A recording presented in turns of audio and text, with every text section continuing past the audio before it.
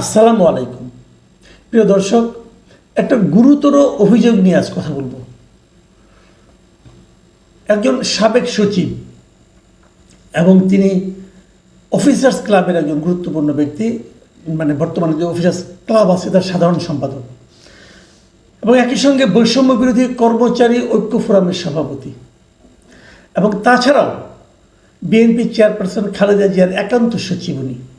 ওনার নাম হচ্ছে ABM আব্দুস সাত্তার। উনি এই গুরুতর অভিযোগটা উত্থাপন করেছেন। উনি বলেছেন যে এই বর্তমান অন্তর্বর্তীকালীন সরকারের 8 জন উপদেষ্টার সীমাহীন দুর্নীতির প্রমাণ ওনার নিজের কাছে রয়েছে। 8 জন উপদেষ্টা দুর্নীতি করছেন এবং সেটা সীমাহীন দুর্নীতি, এবং তার তথ্য প্রমাণ এই সাত্তার সাহেবের কাছে আছে। এই ধরনের একটা অভিযোগ করার পর এখন করণীয় কি? দেখুন, এই অভিযোগের কথাটা মিডিয়াতে চলে এসেছে। উনি এটা কালকে বিয়ামের একটা সমাবেশে ছিলেন, সেখানে মানে যত প্রশাসনের যত কর্মকর্তা কর্মচারী আছেন প্রায় সবাই সেখানে উপস্থিত ছিলেন,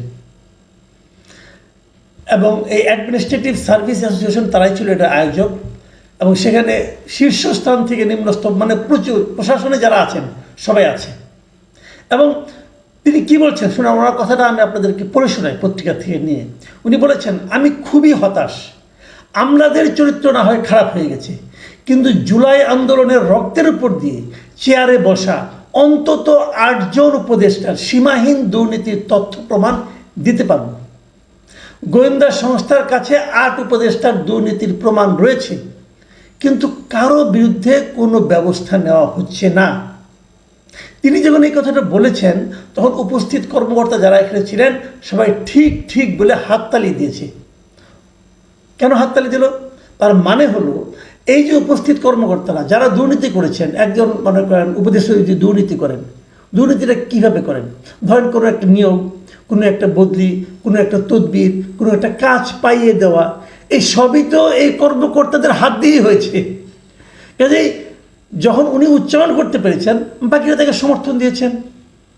আমি মনে করি, আমার নিজস্ব বিবেচনায় মনে করি ওনার অভিযোগ সত্য, কারণ ওনারা জানেন কাজগুলি কে করেছেন। ওনার ব্যক্তিগত চরিত্র যাই হোক না কেন, সাত্তার সাহেব যে খুব দুধে ধোয়া তুলসী পাতা তা কিন্তু আমি পার্সোনালি মনে করি না। কারণ এই অফিসার্স ক্লাবের সাধারণ সম্পাদক, উনি কীভাবে সাধারণ সম্পাদক হয়েছেন সেটা নিয়েও কিন্তু নানা ধরনের বিতর্ক আছে। যাক, সে আলোচনায় আমি না হয় আরেকদিন যাব।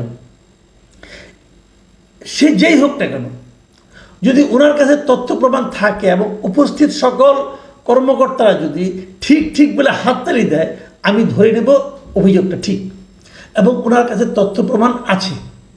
এবং তথ্য প্রমাণ যদি থাকে, কার বিরুদ্ধে আছে? উপদেষ্টাদের বিরুদ্ধে। উপদেষ্টা কারা? তারা মন্ত্রীর দায়িত্ব পালন করছেন, মন্ত্রণালয়ের দায়িত্ব পালন করছেন। তাদের হাতে আমরা দেশকে দিয়ে রেখেছি। আমরা যাদের হাতে দেশের দায়িত্ব দিয়েছি সেই লোকগুলো কারাপ্ট। এটা ভাবতেও তো আবার গা শিউরে ওঠে। এটা কিভাবে সম্ভব? কিভাবে সম্ভব? তারা দেখেন কত বড় একটা আন্দোলনের মাধ্যমে তারা কিন্তু দায়িত্বে গিয়েছেন। আমি বারবার বলে এসেছি, শুরুর থেকে বলছি যে যাদের নিয়ে উপদেষ্টা পরিষদ গঠন করা হয়েছে এই লোকগুলোকে, আমি ম্যাক্সিমাম লোকগুলিকে, 2-1 জন বাদ দিয়ে আমি ম্যাক্সিমাম লোককে যোগ্য মনে করি না। এটা আমি শুরুর থেকে বলতাম। আবার পাশাপাশি আস্তে আস্তে এটাও বলতাম সম্ভবত লোকগুলি সৎ। এখন দেখা গেল আমিও জানি না, আমিও ভুল জানি। আমি অবশ্য শেষ দিকে 2-1 জন উপদেষ্টার অসততার কথাও বলতাম শেষ দিকে, কিন্তু উনি তো 2-1 জনের কথা বলেন নাই, গুনে গুনে 8 জনের কথা বলেছেন। তাহলে এই 8 জনকে থাকবে? এই 8 জনকে কন্টিনিউ করবে? যদি কন্টিনিউ করে, এর মধ্যে যারা দুর্নীতি তারা করেছে, আরও দুর্নীতি করার সুযোগ তাদেরকে আমরা দেব? কোন 8 জন? উনি নাম বলেন নাই। তাহলে আমি তো সবাইকে, এখন তো আমরা সবাইকে সন্দেহের চোখে তাকাবো। হয় ওনাকে নাম বলতে হবে। আমি মনে করি সরকারের উচিত হবে, দুদকের উচিত হবে যে সাত্তার সাহেবকে জিজ্ঞাসা করা হবে কোন 8 জন, এবং সেই তথ্য প্রমাণগুলো আমাদেরকে দিন এবং আমরা সেইগুলোর আলোকে তাদের বিরুদ্ধে অ্যাকশনে যাই। ডক্টর ইউনূস সাহেবের উচিত হবে সাত্তার সাহেবকে ডেকে জিজ্ঞাসা করা, ভাই তথ্য প্রমাণগুলো আমাদেরকে দিন, আমি সেই আলোকে এগুলোর বিরুদ্ধে অ্যাকশনে যাই। যদি না দেন, যদি না চান, যদি দুদক না চায়, ডক্টর ইউনূস জানতে না চায়, তাহলে কিন্তু এই দুর্নীতির দায় কিন্তু দুদককেও নিতে হবে, ডক্টর ইউনূসকেও নিতে হবে। কি দায়? প্রশ্রয় দেওয়ার দায়। তার মানে কি ডক্টর ইউনূস এদেরকে প্রশ্রয় দিচ্ছেন? আমি জানি না এই 8 জনের মধ্যে ডক্টর ইউনূসের নামও আছে কিনা, আমি বলতে পারবো না। আমি এখন সন্দেহ সবাই কি করবো, যতক্ষণ পর্যন্ত এই 8 জনের বিরুদ্ধে অ্যাকশন নেওয়া না হবে, যতক্ষণ পর্যন্ত এই 8 জনের নাম প্রকাশ করা না হবে, ততক্ষণ পর্যন্ত আমি সকল উপদেষ্টাকে মনে করব যে সেই 8 জনের মধ্যে আছে। এবং আমি জনগণকে মনে করি, জনগণও তাই মনে করবে। এখন বিষয়টা কিন্তু একদম ওনাদের কোর্টে যেয়ে চলে গেল। কী করবেন ওনারা? ওনাদেরকে ভালো মনে করে, ওনারা কিন্তু জনগণের ম্যান্ডেট নিয়ে আসেন নাই, ওনাদেরকে ভালো মনে করে দায়িত্ব দেওয়া হয়েছিল। এবং সেই ভালো মনে করা দেওয়া দায়িত্বের তারা যে এমনভাবে অপব্যবহার করবেন, এটা আমরা কেন ভাববো? যখন আমরা প্রমাণ পেলাম, তথ্য প্রমাণ আছে বলে একজন দাবি করলেন, তখন কিন্তু আমরা আতঙ্কিত বোধ করছি এবং আমরা এটা একটা কড়া সুবিচার চাই। এই সুবিচার কি ডক্টর ইউনূসের সরকার অথবা দেশের স্বাধীন প্রতিষ্ঠান দুদক করবেন? দুদকের কি সে মেরুদণ্ড আছে? নাকি দুদক খেলে কিছু ল্যাংরা আতুরকে ধরে এনে বাহাদুরি নেবেন?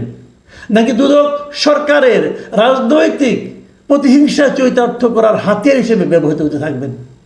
এই জিনিসটা আমরা জানতে চাই। দুদকের স্বতঃপ্রণোদিত হয়ে সত্তার সাহেবের সঙ্গে যোগাযোগ করা উচিত। সত্তার সাহেব আরেকটা অভিযোগ তুলেছেন। তিনি বলেছেন যে ওনার কষ্ট লাগে যখন একজন উপদেষ্টার এপিএস এর অ্যাকাউন্টে 200 কোটি টাকা পাওয়া যায়, কিন্তু তার বিরুদ্ধে কোনো ব্যবস্থা নেওয়া হয় না। উনি এই কথা বলেছেন। উনি আরেকটা প্রশ্ন করেছেন, সেটা কিন্তু দুর্নীতি না, যোগ্যতা নিয়ে প্রশ্ন করেছেন। তিনি প্রশ্ন করেন কি বলেন, শুনেন কি বলেছেন উনি। স্বাস্থ্য মন্ত্রণালয়ের মতো একটি মন্ত্রণালয় নূরজাহান বেগম চালাতে পারেন? স্থানীয় সরকার মন্ত্রণালয় এবং যুব ও ক্রীড়া মন্ত্রণালয়ের মতো দুটি গুরুত্বপূর্ণ মন্ত্রণালয় একজন অনভিজ্ঞ উপদেষ্টা দিয়ে চালানো ঠিক হচ্ছে? দেখুন, এই দুইটা প্রশ্ন কিন্তু আমি শুরু থেকেই করে আসছি। আমি ছোট মানুষ, আমার কথা গুরুত্ব কেউ দেয়নি, কিন্তু আমি কিন্তু শুরু থেকেই এই প্রশ্নগুলো করছি। যে কোনো প্রশ্ন আমি করছি, তার মধ্যে এই দুইটা প্রশ্ন আছে যে কে নূরজাহান বেগম, স্বাস্থ্য খাতকে উপলব্ধি করার জন্য ওনার মধ্যে কী অভিজ্ঞতা আছে, কী যোগ্যতা আছে। তারও চেয়ে বড় কথা, গত 1 বছরে উনি কী দেখাতে পেরেছেন? জিরো। আসিফ মাহমুদ সজীব ভুঁইয়া উনি কী করছেন, কী দেখাচ্ছেন? উনি কোন বিবেচনায় একজন মেয়র নির্বাচিত করলেন যে ঢাকা উত্তরের জন্য, যার বিরুদ্ধে হিজবুত তাহরিরের সঙ্গে তার সংশ্লিষ্টতার অভিযোগ আছে, তথ্য প্রমাণ পাওয়া গেছে, তাকে উনি নিয়োগ করলেন কোন বিবেচনায়? ওনার কী যোগ্যতার বিবেচনায় উনি এটা করলেন? ওনার কেন মনে হলো? ওনার ইচ্ছা হলো আর হয়ে গেল? এটা কোনো রাজত্ব নাকি? উনি চাইলেই সব করতে পারেন? উনি চাইলে আর হয়ে গেল? তাই এটা হয় না, একে নিয়ম নীতি লাগে। যাকে নিয়োগ করেছেন ওনার কি কোনো ধরনের এই ধরনের প্রশাসনিক অভিজ্ঞতা আছে? নেই। আমরা শুনেছি উনি অন্য একজন উপদেষ্টার কাজিন হন এবং এটাই তার যোগ্যতা। ভাই, এই দেশটা কি আমি আর মামুদের নাকি? কি ভাই, কি শুরু হয়েছে দেশে? এরা দণ্ডমুণ্ডের কর্তা হয়ে গেছে। আবার উনি কী করলেন, দক্ষিণে মেয়র যিনি নির্বাচিত হয়েছিলেন বলে আদালত রায় দিয়েছে, তাকে শপথ দিতে দিলেন না। তো এই হলো তার গর্তমি। তাকে এই সত্তার সাহেব অযোগ্য হিসাবে কিন্তু বলেছেন, ইঙ্গিত করেছেন। আমি জানি না এই সমস্ত বিষয় ডক্টর ইউনূসকে স্পর্শ করে কিনা, বাট করা উচিত, করা উচিত।